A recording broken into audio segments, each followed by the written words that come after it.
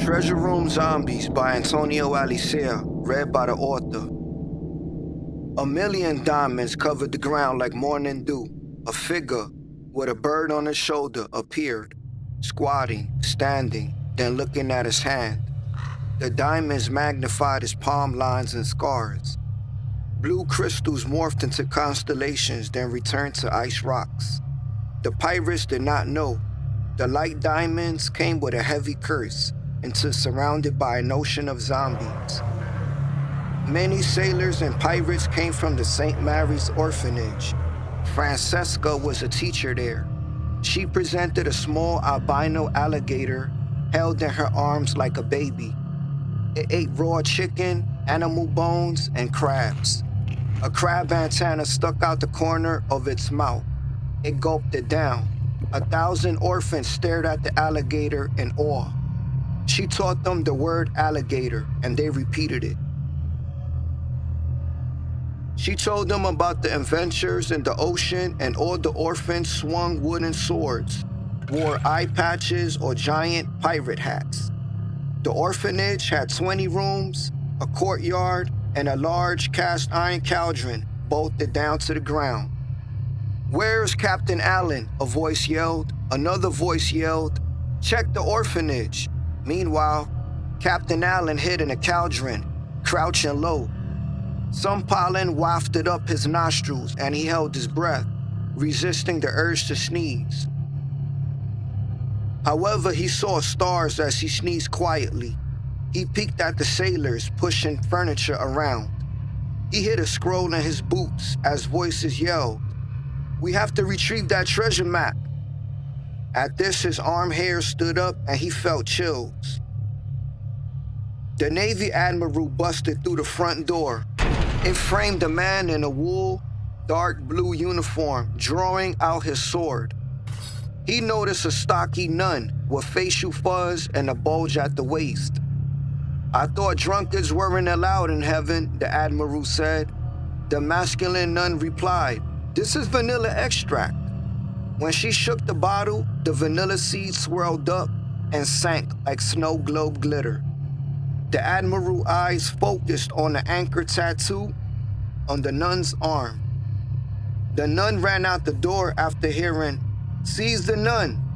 After spreading out, the sailors did not find her or him. Captain Allen traced over a map with a pen, looking over his shoulders. Admiral Brown peeked through a window. His eyes met Captain Allen's eyes while a nun robe lay on the ground. Admiral Brown pointed in all directions and the sailors fanned out. They picked up the decoy map and danced in glee. Captain Allen boarded a boat with the true map, also dancing in glee. The Phoenix was a passenger boat, half filled with cargo crates. Captain Allen watched the wind flush the nearby tree leaves. It blew a peachy scent from the pastel yellow and cream white honeysuckle flowers on board. He watched the tree wave and dance like native women. A lady's bonnet flew in the air. The map flew out of Captain Allen's hands and he dived for it, barely catching it. He remembered his mother telling him that the wind was God's mercy and that the angels pushed the clouds to blessed places. It did push the boat faster away from the Navy boats. Captain Allen could see his boat, the Bravado. The anchors, the sails, and the deck grew larger and larger until the Phoenix stopped. His crew mopped the deck until they saw him. He spread the map across the table and they crowded around him. They traveled for a month to an island, then followed the map into a remote cave. They danced and sang when they saw a treasure chest filled with gold pieces, clear diamonds, and other precious stones. The men struggled to carry out the Pharaoh's coffin filled with jewelry. When they dropped it, it sounded like broken glass with a pile of diamonds spilled on the ground. However, they felt like something or someone was watching them. Then rumbling was heard, and a sailor dived under a slamming wall. "We're trapped," the voice yelled. Crashes was heard. When they lit the war torch, they saw hands punching out the ground. A zombie pushed himself up and climbed out of the dirt. 1,000 zombies surrounded them with all the exits blocked off. A crewman named Pancho aimed his gun musket at one and blew his head off. Captain Allen noticed a zombie with more facial flies than a safari zebra. He shot his gun musket, but only dazed it. The gun smoke made him squint his eyes. He dumped more gunpowder down the muzzle and shot again. Blam! The zombie whiplashed like a crashed dummy and tumbled still. It died, but a giant jackal statue harpooned a sailor and stomped another into a small crater. Meanwhile, on the Bravado, Dick watched the gold melt into a pool of sunset. It morphed into two colossuses. The metallic men scuttled the ship. Two golden swords stabbed through the walls, inches from Dick when he hid in his quarters. Two liquid gold men appeared, waking him from his nightmare. He stared at the ceiling. He tried to abstain from drinking, but drank the last of his rum and passed out again. When Dick awoke, a fly flew figure eights over a liquor bottle. A fuchsia red feather brushed his face when he turned over. A bird shadow was on the wall. Dick saw Captain Allen's parrot with a pink diamond in his mouth, and he sat up. Tink. Dick stared through the floorboard, focusing on the ground. Below, he saw a sparkle, but when he grasped it, it was only glass. Where's that diamond, and what happened to Cap, he worried. He shook his fist and chased the bird, cursing loudly. A skeletal hand wrapped around Captain Allen's boots, and he could not lift his foot. The dark was as loose as quicksand, and his upper trunk protruding from the ground. Cream white roots brushed his nose as he sunk lower and lower into darkness. He tried to go upward, but kept sinking. Captain Allen fell and rolled on a cobblestone ground, an underground catacomb littered with 30 zombies. Then Lieutenant Dan fell from the ceiling, holding his leg. A group of zombies piled over him. One bit down on his neck. Another zombie turned, exposing a blood mustache. Captain Allen fenced his sword through a zombie's head, but could not reach his childhood friend. He remembered when they was kids and they shattered a shop window, pitching stones. The elderly owner chased them from Melrose to Cortlandt Avenue. They got away. Now Lieutenant Dan was a Jamaican beef patty with cocoa bread, just something to be consumed. Captain Allen stepped back and drew his sword too late. Lieutenant Dan's legs were gone, while Zombie held his intestines like sausage links. A half-naked zombie backed up the zombie mob. When it raised its hands, they kicked and punched it down. It yelled, "Stop, no!" But the zombies kept rushing through Captain Allen. The Good Samaritan zombie got up and protested but failed to stop the crowd. Captain Allen, taking advantage of the distraction, jumped up to reach a wall opening. He tried unsuccessfully several times. The zombie stood over the good zombie, stomping down on it, till brains came out his nose and forehead. Pancho and another sailor lifted stones from a block entrance. They strained until they discovered a giant trapdoor spider. Its eyes shined glossy against the hairy body. Pancho could not see the spider, but his sailor was wrapped in matte white spider webs, tight as a straitjacket. His face turned blue. Pancho drew his sword and punched through the spider's abdomen as it dropped from the ceiling. He fenced, slashed, and sliced the spider, but it kept attacking. Finally, Pancho killed the spider, but his arm bled from the fang bites. The catacomb skeleton swirled and circled, and his wound turned purple. A skull-faced zombie mumbled and stood over Pancho. He took a deep breath, but still saw days glitter. It bit his body, barely missing his jugular vein. With blood freckles, Pancho spun around, but the zombie grabbed his shirt. It ripped the back off and continued to pursue him. The zombies fell to the ground after Pancho punched them. He looked up at the dangling sailor. He thought, damn, that sailor looked like General Rousseau chicken. And he climbed up a giant star-shaped net. They raced for the dead sailor with grumbling stomachs. Pancho ripped the web off his face like tape, then continued upward. The zombie grunted every time he kicked it down. A giant bumblebee shell looked pissed. What if it had a drop of life left? High up the web, he ripped web like gift paper.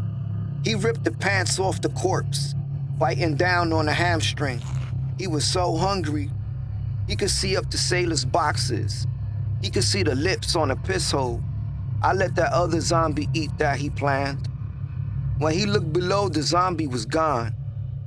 Then someone yanked him off the giant spider web, and he fell. He laid on the ground, dazed, watching the zombie consume the remainder of the web sailor. At the subterranean catacombs, pitch blackness covered Captain Allen. He lit a wall torch, and his eyes glowed neon orange. When he spun around, the giant jackal statue towered over him. It shattered the perfume basin, and the liquid spilled on the floor. When Captain Allen dropped the torch, the ground carpeted a fire under his ankles. He tap danced until he ran into a fiery man. Captain Allen watched the metal piece grow larger and larger, forming a spear. The Pharaoh's coffin swung open, whistling, and slamming closed again. He hid inside, sweating up to his ankles. The jackal statue wedged his spear between the coffin lids, working it back and forth.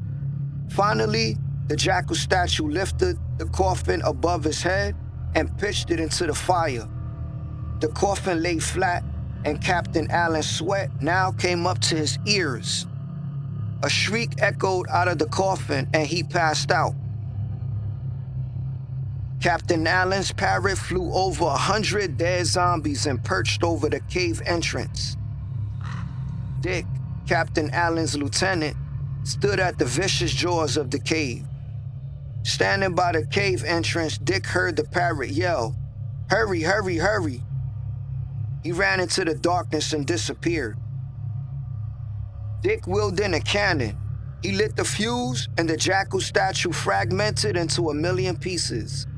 A zombie's eyes stared at the parrot, flying in circles. Then boom, the cannon pointed upward, blowing up 10 zombies to salsa. A separated arm walked on his fingers. Dick stomped it like a snake till it stopped moving. The Pharaoh coffin opened, and Captain Allen climbed out. He coughed from the smoke, then rolled on the ground. Then he threw sand in the air, and the zombies covered their eyes. Dick spun the cannon around, and boom, he donutted 3 zombies, and the parrot flew through all 3 untouched. When it perched on a rock, something clicked, and the entrance wall lifted. The ground quaked until the ceiling rained needled rocks. One stuck out of a zombie's head as his mouth cascaded blood. The light from outside now lit up the cave. 1,000 zombies lay scattered, and the jackal statue was broken. Outside the cave was beautiful daylight. A medium-sized tree stood erect, with branches spread out and green leaves. The grass reflected sunlight with some shade from the trees. Captain Allen wiped his tears off with his sleeves and sniffled. 3 headstones read, Pancho, Good Samaritan Zombie, and Lieutenant Dan. He prayed, Dear God, the forgiver, the most kind, please admit our brothers into heaven. Amen. He decorated Lieutenant Dan with gold chains, a crown, and a pinky ring with a large diamond. The graves were bordered with nearby stones, and Captain Allen was relieved. The bravado boat was filled with treasure chests, ivory statues, and more gold. The pharaoh coffin was filled with diamonds. They strained and took many breaks to get it on board. Missing was most of his crew. He stretched his binoculars to see the verdant island. Dick and Captain Allen aimed boat cannons at outside zombies and jackal statues that they missed. Boom, boom, boom! 2 jackal statues shattered. A zombie exploded into a blue flash, turning to red blood. A giant bumblebee flew out the cave. They blew it up too, and the pieces rained on the water. They sailed away and stopped shooting. Years later, Francesca's orphanage received 100 more orphans and ran out of donated items. Captain Allen saw Lieutenant Dan, Pancho, and the Good Samaritan zombie in a dream. They sat in a garden surrounded by youth. A tea party with glossy white tea set. A voice yelled, "Go back and get more gold. You can give more charity before you die for a better spot in heaven." Captain Allen nodded his head. He poked out his pinky when he grabbed the cup handle. He sniffed the peppermint tea before sipping it and awoke in bed. He did venture again and returned with more treasure. The orphanage now had additional cauldrons, rooms, and food. For Christmas, the orphans ate ham hocks, sweet potatoes, and turkey. He tried to drink with Dick, but the latter gave up alcohol. They both clinked empty cups and cheered. Francesca also had more animals, included a monkey, a cat, and a ferret. The ferret would steal the captain's jewelry and hide it in odd places. Captain Allen disappeared for days and was found dead, standing up, leaning by the coat rack. His will was discovered in his pocket. It read, "Oh, the best of helpers, exalted in might, please sustain this orphanage with donations and good people. I seek refuge from the hellfire with the granter of bounties without measure. Amen. I leave Francesca's orphanage, all my treasure, property, and legacy." His signature was found along with a judge's signature. The end.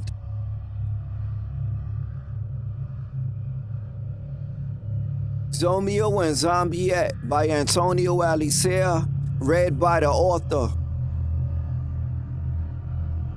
You've reached 911. We have an hour wait time. Please hold while the operator assists others. Arlene hung up, blowing a ribbon of hair away from her face.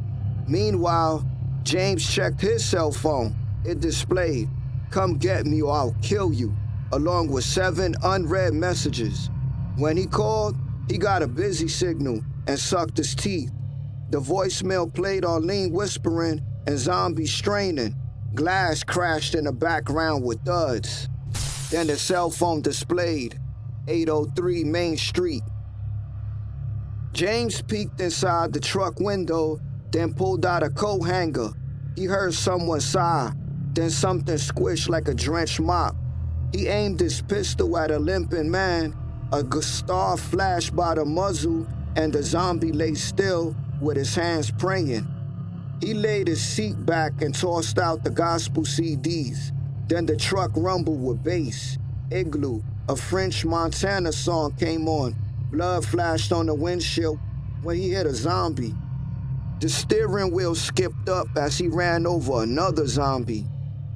James' windshield crashed down, along with a fallen zombie across his lap. He stopped the car and pulled the zombie over the hood. He tried to jerk the car in reverse, but the zombie held on to the dashboard. The zombie swayed left and right when he pushed the steering wheel. The GPS lady sounded like a robot having a seizure. He tried to enter 803 Main Street, but the route kept redirecting him. When he got to Main Street, the abandoned cars blocked his path. Arlene stared at the wall in horror when she heard, "Arg!" The doorknob rotated slowly, then it stopped. The door thudded from kicks. A shoe stuck out the door, then pulled back in. A burnt zombie, the complexion of a meatball, peeked through the hole. It stared straight at Arlene, and she yelled, "Get the fuck away, creep!" Main Street had skeletons slumped in cars. A zombie held a separated arm like a drumstick, then glanced sideways at James. James had a pistol in each hand, rocking and rolling. Scarface, baby. The gun sight blocked the zombie's chest, then a blob of blue blood flashed. By the time it hit the wall, it was red. He yelled out, "Lunch!"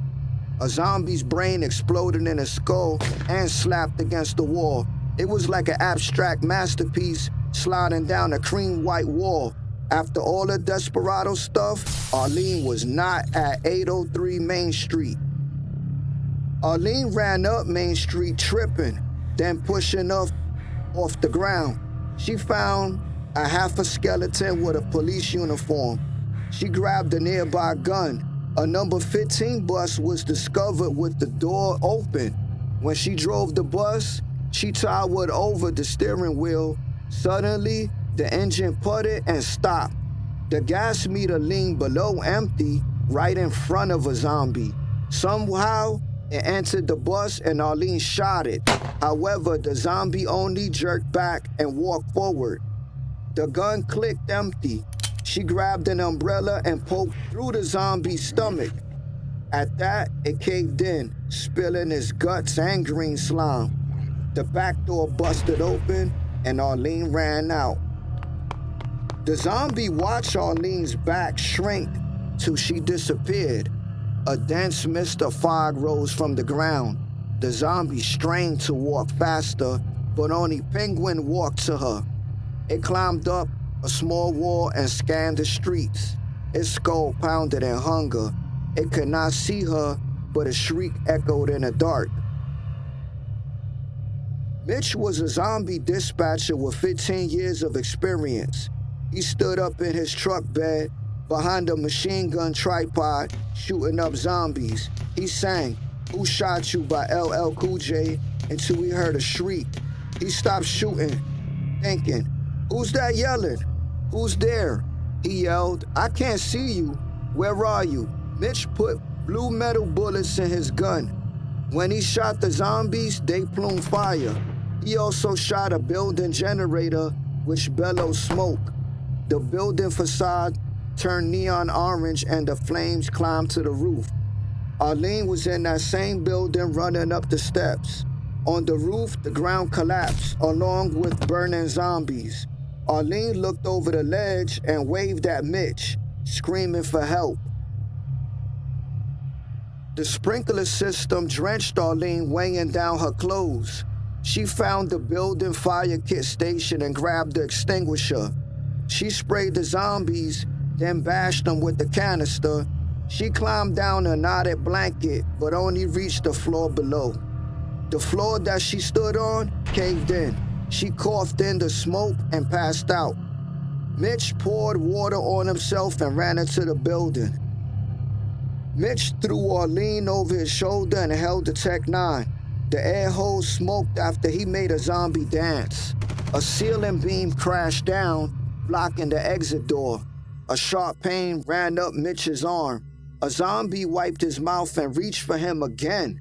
Mitch could see his tonsils, molars, and teeth gaps. He dropped Arlene and kicked the zombie, but it got back up, and another zombie appeared. The zombie bit down on Mitch's nose, making him look like a skeleton. He started to sweat and had blurry vision. When he looked at Arlene, she seemed like food. "Get away from me. I'm turning into a zombie," he yelled. He stared at his hands with wrinkled forehead and high eyebrows. The gun went off when he dropped it. The bullet fragment stopped by Arlene's leg bone. She limped into a corner, frozen in horror. James pinned down the zombie, then flipped it on his face. He felt the pennies and house keys when he stuffed the grenade in his pocket. Running for cover, the explosion kicked dust into the air. A zombie rocked back and forth when he held the trigger down. "Oh yeah," he whispered. spinning the gun on his finger. He fanned the smoke and saw Arlene's silhouette. Mitch's skull collapsed when James stomped it. When he lifted his soles, the blood stretched into thin strings. He led Arlene down the fire escape, picking off nearby zombies. A zombie balanced his arms before falling to the ground. "Give me a gun, babe," Arlene yelled. Debris zigzagged down while gunshots sounded. Arlene's shot crouched down while James stood over her with his machine gun. They jumped into the ambulance and sped off after hitting 3 zombies. One slid down a car grill with a bloody face. Arlene's face glowed when the building mushroomed into fire and smoke. "Go, go, go," she rushed. Arlene gazed into space with sunken eyes, then abruptly turned toward an elderly man. He cowered down. James dragged his feet toward them, gargling blood. The man screamed when James pinned him down. Arlene spat out the man's scalp and bit down again. She put a chunk of brain in James's mouth. Affectionately, he hums, in delight. Arlene and James' truck tilted to the side and screeched. The rear-view mirror showed a military convoy speeding behind them. Arlene laid in the truck bed, spraying a tripod gun. A Humvee flipped over and remained upside down. James' hand disattached from the steering wheel. He stared at his arm, stuttered in annoyance. "Fucking snacks," he yelled. "Come on! Shoot him, shoot him, shoot him!" Arlene wakes up in a field and smells vanilla. She and James sit on some sheets in front of a basket. The sun is setting. The green grass turns gray. She is slumped in the street. James is shaking her arm. The truck is folded into the wall. "Wake up," a voice yells. She touches his face. Her fingers go over his lips. A soldier gun busts James. His heart flies out his chest. She dozes off. Everything is white. The end.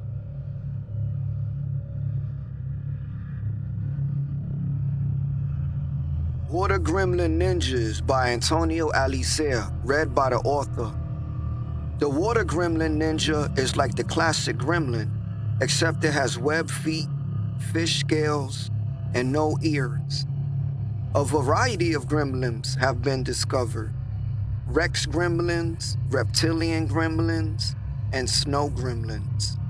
The leader of the water gremlins is called the Cacique. Cacique Shark was the leader of the Pacific Sea gremlins. His dominion was plagued with zombies. Cacique Shark inherited the throne at 12 after his parents was consumed by zombies. The Pacific Sea that Cacique Shark ruled included a ninja dojo. Stenson was a ninja gremlin. The dojo held a basketball game. Stenson's teammate waved at him, but he averted his face and continued bouncing the ball.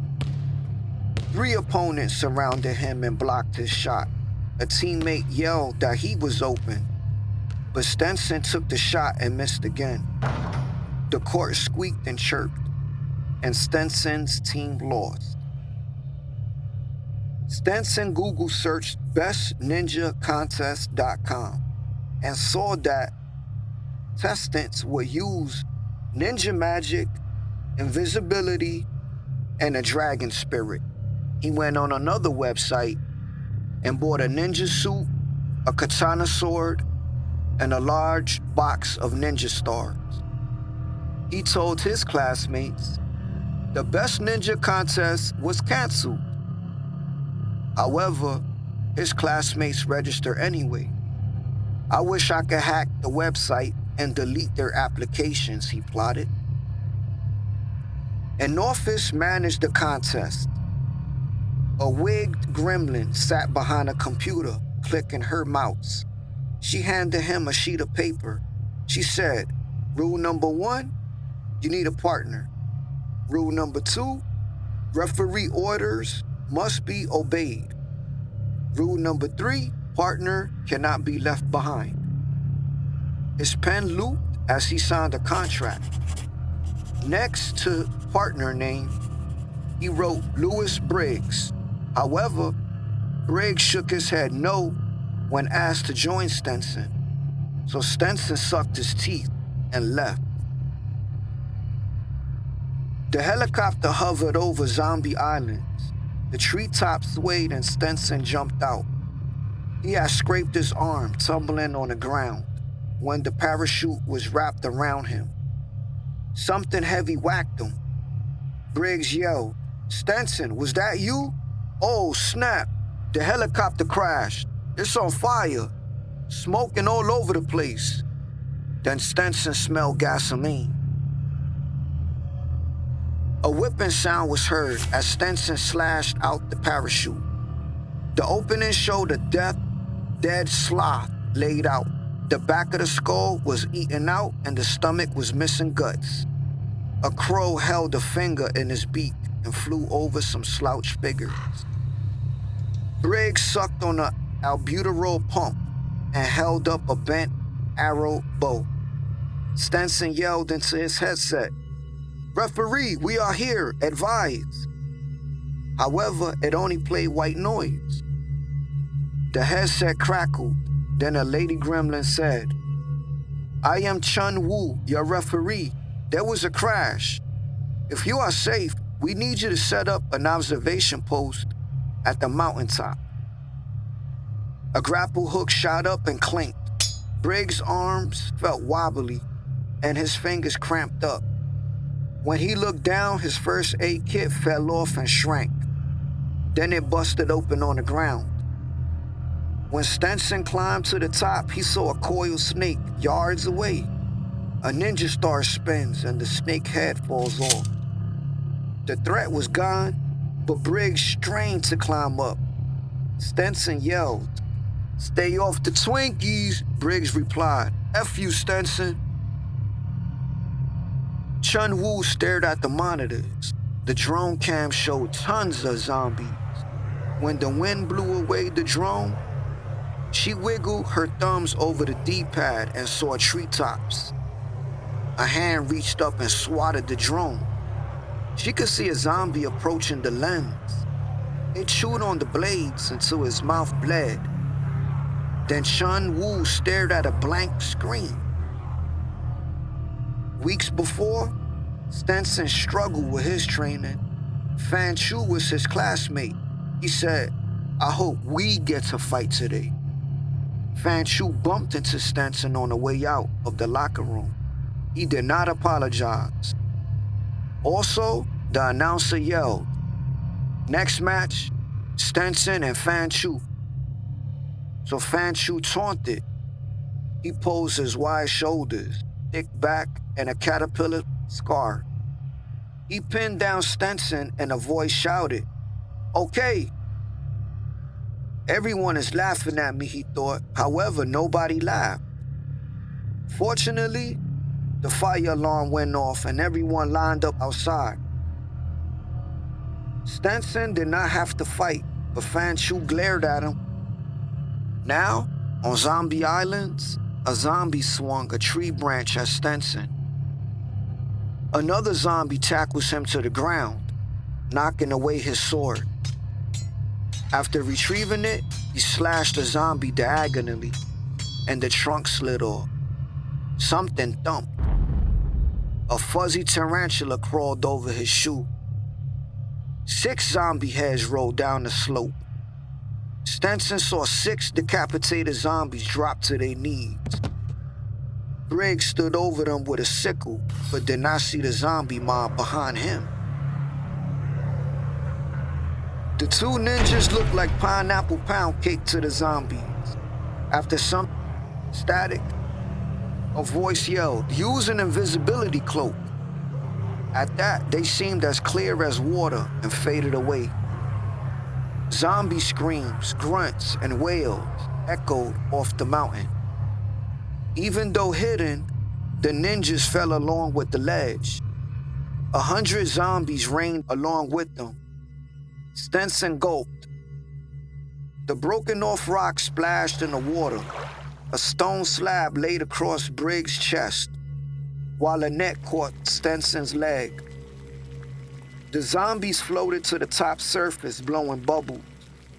The area became pitch dark. The headset light was also cut off. Briggs saw Stenson straining. When he looked again, murky water rose, and the slab flipped away. Stenson gave Briggs the dragon spirit pouch and swam away. When Briggs surfaced, he saw 20 zombies in a plume of fire. A fiery dragon towered over all with a coiled body. It bit down on a zombie and shook left to right. Somehow the skull disappeared and the brain looked like a bloody walnut. Stenson and Briggs stood back to back on the bridge, each in a samurai pose and drawn swords. 100 zombies marched toward them. One zombie was 400 pounds and 7 feet tall. It stood over the crowd, raising a large stone over his head. 30 ninja stars flew away from the ninjas. A zombie stood cross-eyed with one between his eyes. The sword slash felt smooth as writing pens. A zombie split in two. Stenson flew across the air and then decapitated the largest one. When the zombie picked up his head, Briggs knocked it into the water. Stenson reached down in the water and pulled Briggs out. When they looked up, a drone flew over them. It blasted. Use ninja magic pouches. At that, both threw small pouches on the ground. The first bag mushroomed smoke, and Fan Chu appeared. Briggs yelled, "Recruit Fan Chu." Stenson spoke some words and Fan Chu grinned. When the second pouch exploded, all three grew 3 inches taller. They also caught fire without burning. Fan Chu shish kebabbed 10 zombies with his spear.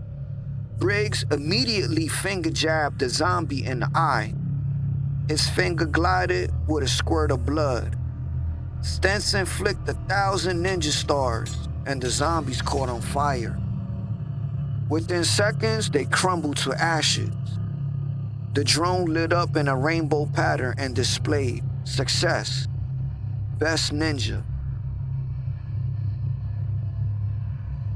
The basketball court squeaked. Stenson passed the ball to Fan Chu. He passed it to Briggs, and he did a layup. Stenson yelled, "Let's go, team." The whole team high-fived each other. One team member had a ponytail. It was Chun Woo, and she slam dunked it. The scoreboard counted 100-2, with Stenson's team winning. When they looked at the bleachers, 1,000 zombies cursed, cheered, and applauded. When the mascot eagle ran across the court, a zombie chased him. The end. Leprechaun Loot by Antonio Alicea, read by the author. Most leprechauns live in wooded areas. Shamrock City had a water tower with a leather boot logo. It also had 2 skyscrapers covered in glass sheets, which reflected the sunrise. At night, a million city lights glowed in the dark. The football stadium with an eagle mascot logo, beer posters, and a million seats sat to the right of the city. The bullet trains were high-tech and clean. Shamrock City's population was 1 million versus the average leprechaun village of only 30 to 40 residents. An elfish figure took off his ski mask. Underneath the disguise, Clover sang Michael Jackson lyrics. "You've been hit by a smooth criminal." A lock-picking machine, resembling an ice pick, sat on the dresser. She looked in the mirror, licked out her tongue, and twerked. One butt cheek jumped up, then the other side jumped up to a rhythm. She peeked out the window and saw no cop cars. Clover met Linda and L Money in the principal's office. They were just kids stealing Miss Brown's classroom turtle. What was the principal gonna do? Were the detention kids mean? They imagined the principal spanking a student. A tall man called Linda to the office. A suicide note was in his hands. Nobody knew why she wanted to take her life. The trio got in trouble together. They talked Linda out of suicide daily. Her face only lit up when they stole something. They called themselves the LL Girl, Leprechaun Loot. And now they were grown leprechaun looters.